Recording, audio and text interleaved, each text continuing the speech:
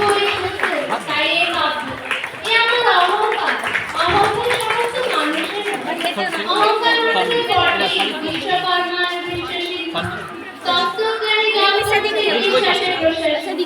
না না না, না পান্না, না চুনি, না আলো, না না চিনি।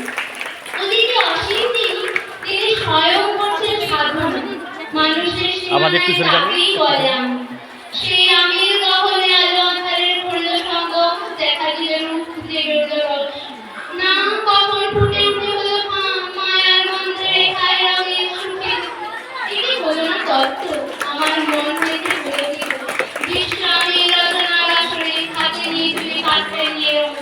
পণ্ডিত বলছেন পুরো যন্ত্রটা নিষ্ঠুর চতুর ভাষিকা মৃত্যুদের মতো ঘুরে ফিরে আসছে পৃথিবীর বাজারে। একদিন